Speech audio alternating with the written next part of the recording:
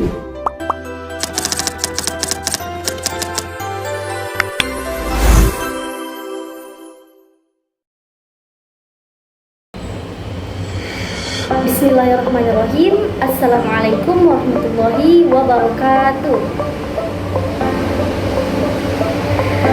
Baik anak-anak semua, agar pembelajaran kita pada pagi hari ini selalu diberkati, diridhoi dan dilindungi oleh Allah Subhanahu wa taala. Marilah sama-sama kita memulai pembelajaran dengan membaca doa. Bismillahirrahmanirrahim. Nawaitu ta'alluma liridhallahi ta'ala walizalatil jahli wan nuasi wal kasali wan nawmi wa ijaidin. Amin. Bagaimana kabar anak-anak semua? Alhamdulillah. Semoga kita senantiasa diberikan kesehatan oleh Allah Subhanahu wa taala. Suatu kesehatan tentu wajib kita syukuri ya, karena mungkin di luar sana banyak yang ingin seperti kita diberikan kesehatan, namun kadang Allah diberikan keadaan yang mungkin belum bisa seperti anak-anak sekalian. Oke, terlebih dahulu ibu absensi ya. Nur Inaya Hadir, Bu. hadir ya. Lutfia Hadir. hadir. Budi Sakit, Bu.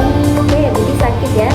Oke, kita doakan bersama semoga teman kalian yang sakit segera diberikan kesembuhan dan bisa bersama-sama lagi bersama kita untuk mengikuti pembelajaran pada setiap pertemuan yang kita akan laksanakan. Oke, langsung saja anak-anak sekalian, pada pertemuan kali ini kita akan membahas mengenai puasa.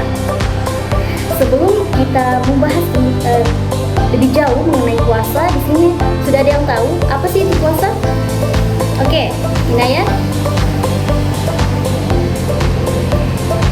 Benar sekali ya. Jadi puasa itu adalah menahan diri dari makan dan minum. Itu salah satu pengertian dari puasa. Ibu akan mencoba menjelaskan mengenai puasa. Jadi pengertian puasa itu terbagi menjadi dua. Ada pengertian puasa secara bahasa dan juga ada pengertian puasa secara istilah. Kita bahas dulu secara bahasa. Jadi bisa dicatat ya anak-anak agar tidak dilupa. Catat. Jadi puasa secara bahasa adalah menahan diri dari sesuatu. Sedangkan menurut istilah, puasa adalah menahan diri dari makan dan minum dan serta segala sesuatu yang dapat membatalkan puasa, dari terbitnya fajar hingga terbenamnya matahari. Ada yang bisa ulang? Oke, saudari Lucia, silakan. Oke, baik sekali. Jadi saya rasa dalam pengertian puasa sudah paham semua. Puasa itu adalah menahan diri dari segala sesuatu yang membatalkan. Oke, kita lanjut pada macam-macam puasa wajib. Jadi macam-macam puasa wajib. Puasa wajib terbagi menjadi 4. Yang pertama ada puasa Ramadan. Bagaimana mungkin teman-teman atau anak-anak sekalian sudah tahu ya, puasa Ramadan yang dilaksanakan pada bulan Ramadan sebanyak berapa hari? Betul sekali, sebanyak 30 hari. Kemudian kita lanjut. Yang kedua ada puasa nazar. Sebelumnya di sini ada yang sudah melakukan puasa nazar. Oke, belum ada ya. Kalau belum, mari kita bahas.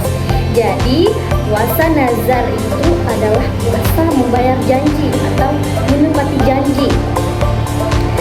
Contohnya seperti saudara kita Budi yang sakit. Kemudian dia mengatakan, jika saya sembuh maka saya akan berpuasa selama 3 hari. Nah, puasa yang akan dilaksanakan oleh Budi pada 3 hari ini disebut dengan puasa nazar, yaitu puasa untuk menepati janjinya. Oke, bagaimana, sudah paham ya? Oke, kita lanjut pada poin ketiga. Ada puasa kafarat, yaitu puasa yang membayar denda. Kenapa membayar denda, Bu? Karena ia melanggar syariat-syariat atau ketentuan-ketentuan yang ada dalam Islam. Oke.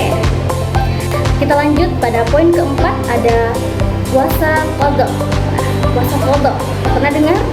Oke, pernah ya. Puasa qadha itu adalah puasa mengganti yang lebih sering biasa dilakukan oleh perempuan ya. Karena perempuan itu pada saat Ramadan biasanya ada yang terkena menstruasi. Pada saat itu pada saat menstruasi perempuan tidak dianjurkan untuk berpuasa, namun harus digantikan pada hari-hari setelah bulan Ramadan. Nah, itu disebut dengan puasa qadha. Oke, lanjut pada syarat wajib puasa. Nah, syarat wajib puasa ada 4, teman-teman. Yang pertama ada balik. Yang kedua berakal. Jadi yang gila atau tidak berakal itu tidak diwajibkan untuk berpuasa. Yang ketiga ada menetap. Menetap di sini berarti dia tidak sedang bepergian. Saya rasa paham ya. Kita lanjut pada poin keempat, ada sanggup atau kuat berpuasa. Nah, mungkin yang dimaksudkan yang tidak kuat seperti anak-anak ya, yang masih belum balik. Nah, itu kan biasanya belum dianjurkan untuk berpuasa karena mungkin fisiknya belum kuat untuk melaksanakan ibadah puasa. Oke, kita lanjut pada poin selanjutnya, yaitu syarat sah puasa. Syarat sah puasa itu terbagi juga menjadi 4. Yang pertama ada Islam, tentunya ya, Islam. Yang kedua ada suci dari hadis, nifas, dan wiladah. Nah, ini khusus bagi perempuan.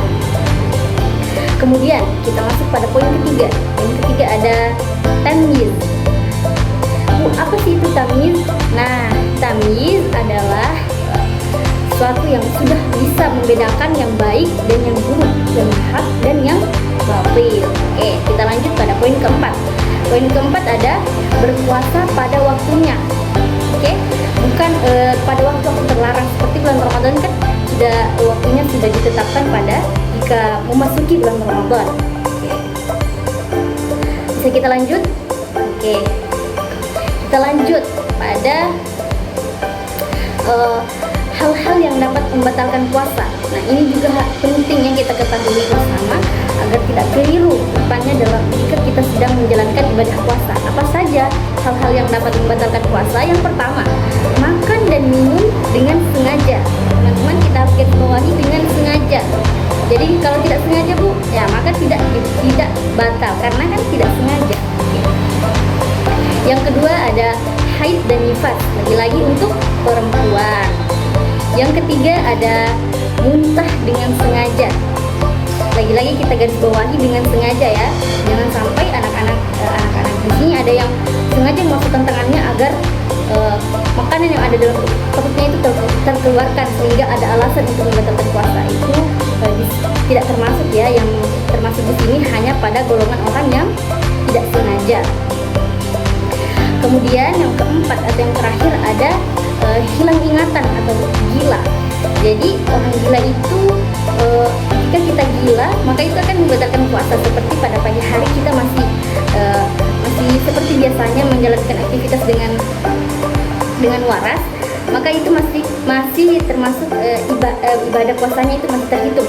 Tapi jika di siang harinya ia hilang ingatan atau tiba-tiba gila, maka puasanya dianggap batal atau tidak diterima. Oke. Bagaimana? Sudah bisa dipahami? Oke. Kalau begitu sekarang Ibu akan menyimpulkan pembelajaran pada pagi hari ini. Kita dapat simpulkan bahwa ternyata puasa tidak hanya menahan diri dari lapar dan haus saja, tetapi juga harus menahan diri dari hal-hal yang mungkin berbau maksiat, seperti menahan mata dari melihat kemaksiatan, menahan kaki untuk melangkah pada jalan yang bermaksiat. Oke, sudah mengerti ya? Ada yang ingin ditanyakan? Oke, jika tidak ada, Ibu akan memberi tugas. Tugasnya itu silahkan mencari ayat-ayat yang mengenai puasa. Pertemuan selanjutnya kita akan bahas bersama-sama. Dapat dipahami? Baik, jika sudah tidak ada pertanyaan lagi dan sudah jelas jelas apa yang ibu sampaikan, maka mungkin pertemuan kita cukup sampai di sini. Billahi sabilil haq wastabiqul khairat. Wassalamualaikum warahmatullahi wabarakatuh.